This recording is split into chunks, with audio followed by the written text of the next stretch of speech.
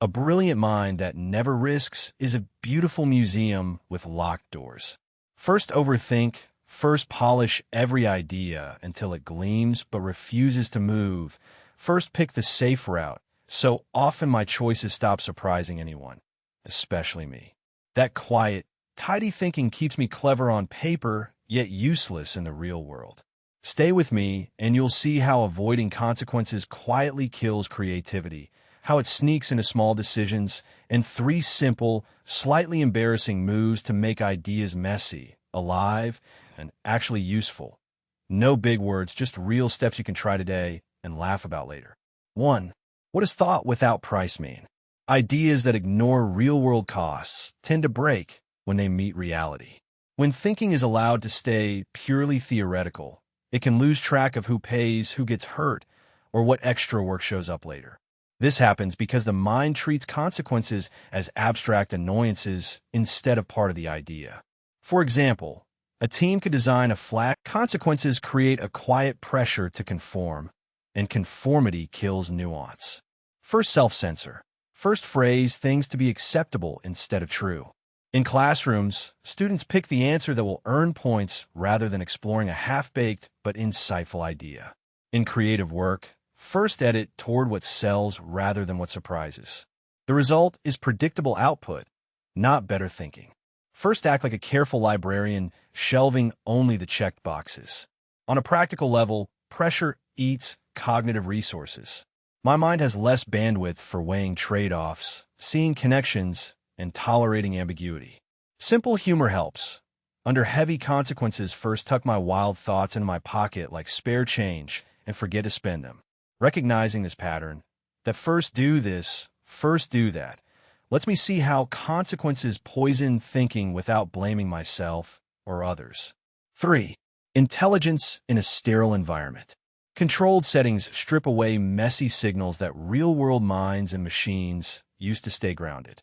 Laboratories, simulators, and carefully cleaned datasets let me focus on one challenge at a time, which is valuable for learning basic skills and proving ideas. For example, pilots practice in flight simulators that replay steady runs and specific failures, and companies test self-driving software on closed tracks before letting cars loose on city streets. Clean datasets, collections of labeled images or text, help me recognize patterns without distractions, but they do not capture every puddle, shout, or strange sticker first might meet outside. One common consequence is that first do get too cozy with the neat rules first learn inside. First do latch onto small quirks that work well in the lab, but break when things change a little. That is why an image recognizer can confuse an object if the background looks different, or why a language model can sound confident yet trip over slang it never saw. These are not moral failings. They are side effects of training in simplified spaces. A self-driving car that mastered clear lane markings on a test track may struggle when markings fade or get covered by snow. Practical trouble, not scandal. To reduce those surprises, first do best when exposed to variety and a bit of chaos during training. Adding noisy data, mixing in rare and strange examples, and deliberately randomizing aspects of simulations help me learn the underlying rules rather than the lab's wallpaper.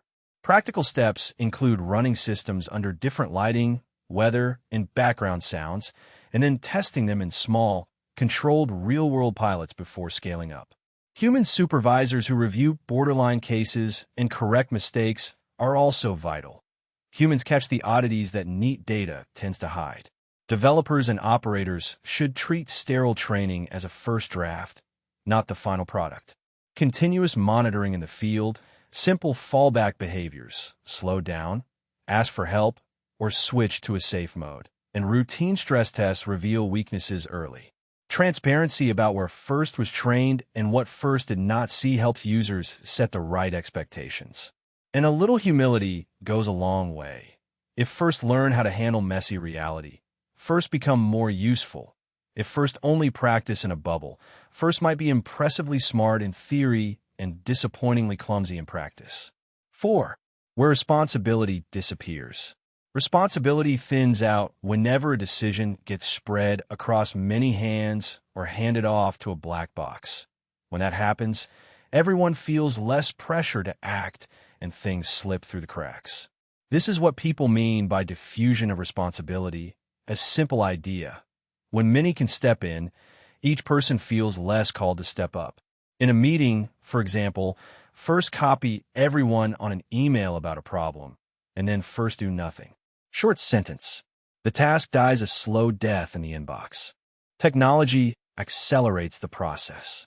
When an algorithm labels a resume pass or fail, people treat that label like gospel and stop asking questions. First accept the model's output, and then first do not check for bias. In content moderation, automated filters flag posts and moderators rely on the queue, which means subtle harms can keep piling up unnoticed. It's not magic. It's human behavior adapting to tools and shortcuts.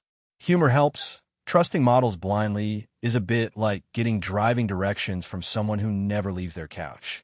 Online anonymity and organizational muddiness both help responsibility vanish. First post a snarky comment, and first do not expect direct consequences because the audience feels diffuse. At work, first assign a task to the team, and first do not name an owner, so the work stalls. Practical examples show the pattern. A customer complaint gets bounced between departments because no single person signed it. A safety alert in a factory gets acknowledged by software, but not acted on because nobody had the authority to stop the line immediately. Clear ownership changes outcomes. Fixes are simple and practical. First name a single owner, and first do require a deadline and a sign-off. First build a habit of explicit confirmation. The system asks who will be responsible, and someone types their name. First, add human checkpoints to automated flows, so a person must confirm a sensitive decision. Short sentence.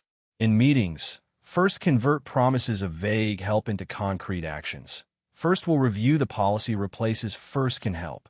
Small cultural shifts, calling out who will do what, making consequences visible, rewarding people who take responsibility rather than hide behind committees, make the problem shrink fast. A checkbox that says, first do take responsibility, is half a joke and half a powerful tool. 5. How does it all end? When intelligence drifts away from consequences, its shape changes. Clever moves stop being tested by reality, feedback loops slacken, and what was once useful becomes ornamental. Decisions are made in a laboratory of ideas instead of on the messy street where people live, and that distance creates predictable failure modes. Systems grown on this soil become elegant on paper and fragile in practice. Short-term wins pile up. Long-term resilience evaporates. People do the obvious first. They optimize for novelty, not usefulness. A clever engineer ships a feature that looks smart in demos but confuses customers. A policy advisor crafts an impressively reasoned plan that collapses when citizens react.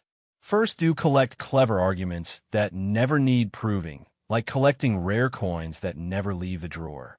That tendency smooths thinking into display pieces rather than tools. Humor helps.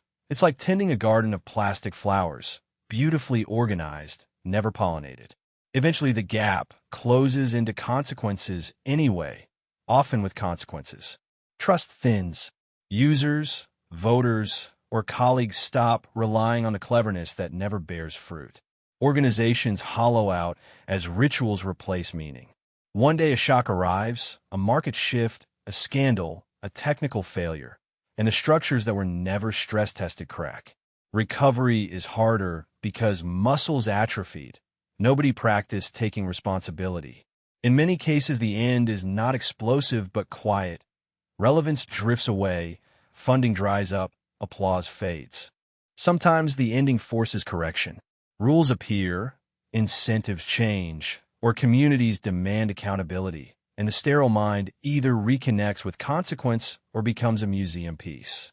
Other times it mutates into something subtler. The cleverness learns to hedge, to run small experiments, to let a few mistakes matter, so learning can happen. Consequences are stubborn. They RSVP late, bring their friends, and then you do the work you should have done earlier. The final scene is rarely a grand moral. It is a choice point. Adapt and reweave intelligence into the weave of effects, or watch it become an elegant, silent archive. So, Quick recap. Unchecked cleverness turns ideas into prettily useless toys. Consequences are the feedback that make intelligence grow useful. Small habits, testing ideas, asking who wins or loses, and sharing results with real people turns sterile thinking into something that actually matters. First, do sometimes get excited by a clever thought and forget to check what it does in the real world, and that's an easy trap to fall into. You probably do it too, and that's okay. Now we can do something about it together. If this video made you nod, roll your eyes, or laugh at your own past mistakes, hit like so more people can join the conversation. Leave a comment with one idea you'll actually test this week. First, read them and learn from them. Subscribe if you want short, clear ways to keep your smarts useful. Next time, First will show simple exercises and real-life examples to build consequences into your thinking. No lab coats, just practical steps you can try tomorrow. Thanks for watching. Go do something smart that matters.